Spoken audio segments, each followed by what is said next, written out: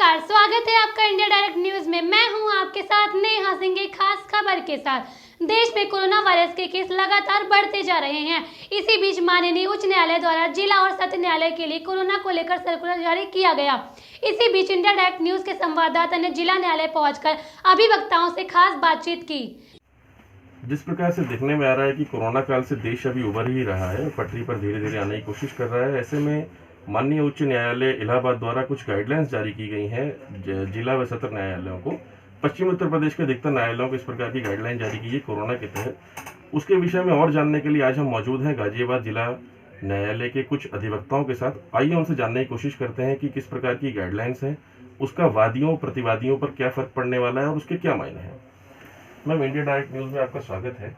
और जो भी कोरोना के मद्देनजर जो गाइडलाइंस माननीय उच्च न्यायालय इलाहाबाद की आई है, कृपया उसके बारे में कुछ बताएं। ऑनरेबल हाई कोर्ट ने 26/11/2020 को एक गाइडलाइन जारी की है, जिसमें ये बताया गया है कि अब सैटरडे को भी कोर्ट क्लोज होगी, जिसका बहुत नुकसान होगा वादी पे भी प्रतिवादी पे भी, क्योंकि जो डेट जो सैटरडे में लगनी थी वो नेक्स्ट डेट में चली जाएगी, नेक्स्ट हेयरिंग में आ जाएगी, जिससे जो उस दिन की डेट होगी उसको प्लस जो हमारी सैटरडे की डेट है, दोनों में होने में भीड़ बढ़ेगी।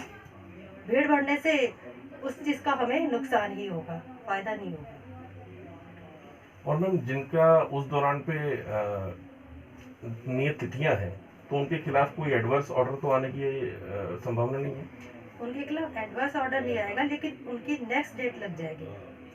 और नेक्स्ट डेट लगती है वो हमारे जिला जज साहब बताएंगे, जो भी लगेगी, जो भी ऑनरेबल कोर्ट में जिसका भी मुकदमा होगा वो बताएंगे कि अब नेक्स्ट डेट कौन सी। लेकिन जो नेक्स्ट डेट लगेगी वो उस डेट प्लस वो डेट, मैं यहाँ पे वही बोलूँगी कि उसमें भीड़ बढ़नी ही है, भीड़ कम नहीं होगी।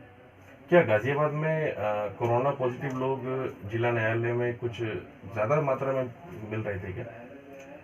अभी कोर्ट जो है हमारी एक दिन चलती है, एक दिन रुकती है, ज़्यादा नहीं, बस बहुत कम मात्रा में ही है। ऐसा नहीं कि बहुत ज़्यादा मिल रहे हैं, लेकिन जिस हिसाब से मिल रहे हैं उस हिसाब से कोर्ट बंद हो जाती है। एक दिन के लिए सैनिटाइज की जाती है, दूसरे दिन कोर्ट चालू की जाती है। तो मेरा ये कहना है कि अगर ये सैटरडे को भी बंद हो जाती है तो सैटरडे की जो वर्क है वो हमारा आगे जाके नुकसानदायक होगा। तो सर, जिस प्रकार से इन्होंने सैनिटाइजेशन के बारे में भी कुछ गाइडलाइंस जारी की हैं कि उसको जिलाधिकारी के माध्यम से सैनिटाइज कराया जाएगा, क्या पूर्व में इस प्रकार की सैनिटाइजेशन नहीं कराया जा रहा था क्या? सैनिटाइजेशन की प्रक्रिया तो जो आदेश हाई कोर्ट के हुए हैं और जो उत्तर प्रदेश सरकार के लेवल पे हैं वो तो कार्यान्वयन हो ही रहे हैं। और वो इस प्रकार से कार्यान्वित होते हैं कि जहाँ पर्टिकुलर एरिया है, जहाँ जिला जज महोदय उचित समझते हैं वो अपने स्तर पे कराते हैं, या जिनको वो अधिकृत करते हैं वो जहाँ उचित समझते हैं वो इसे कराते हैं। हालांकि सैनिटाइजेशन की कार्रवाई में जिला न्यायालय परिसर बंद रहता है।